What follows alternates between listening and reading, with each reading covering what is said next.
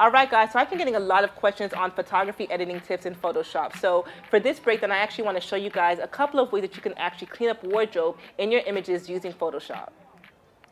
All right, so let's get into it. So someone sent me this photo asking me for different advice on how I would actually edit this photo so that I can clean up this color here. So I just want to show you guys my method of doing that. So the first thing I want to do is I like to use the low and high method. So for those that aren't familiar, the low and high method basically separates the image from the texture to the color layer. And for me, I like to utilize it because it definitely helps me in my editing. So I'm going to show you guys a quick run through of me using the low and high method in order to clean up this image. So the first thing I'm going to do is I'm going to duplicate this layer 3 times.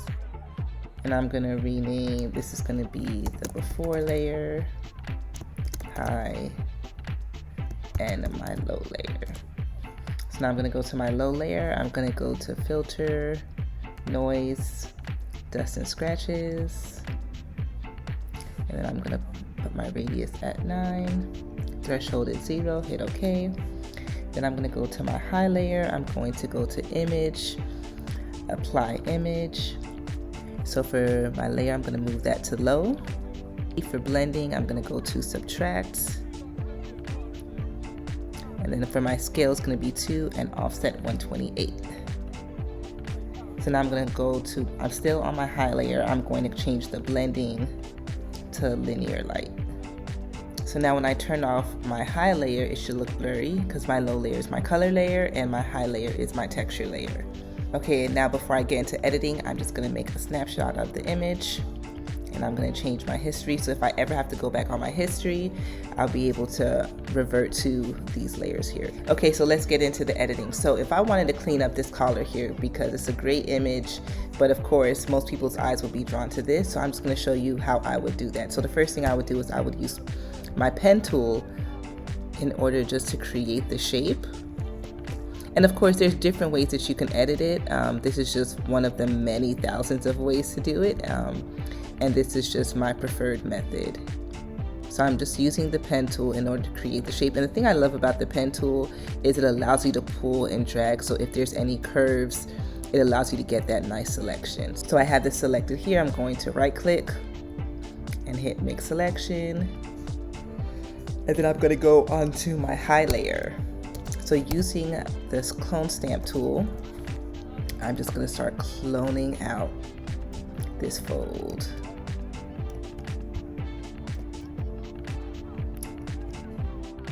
All right, so I have that cloned out and now I'm going to go to the low layer. So with the low layer, you can easily decide if you want to clone it, if you want to brush it.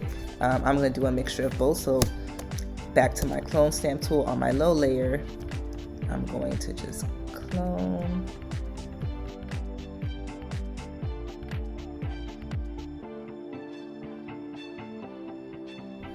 And as you guys can see, of course, there's a little shadow happening right up here in this image. So I kind of want to replicate that because you see when it meets the jacket, there's a shadow being created. So I didn't want to completely take out that shadow to make it unrealistic. I just wanted to take out that fold. So I'm going to create a new layer, going to my brush tool. I'm going to select this color here. I'm going to make the brush smaller, make sure my hardness is down. I'm actually going to bring my opacity down to about 14. And I'm just going to slightly just start painting in a shadow. And the reason I keep the opacity down is just so that I can work the color and work the shadow into it versus having to go in and then erase or anything like that. And then now I always like to zoom out and then I'm going to create a mask. I like to create a mask instead of just deleting, just so that I'm able to pull back information just in case if I erase too much. So with the mask, I'm just going to start painting. And being able to zoom out will just allow you just to be able to see it a little bit better from that point of view. And voila. All right, guys, so I hope that this video was helpful. Please be on the lookout for the next video and let me know if you guys have any questions.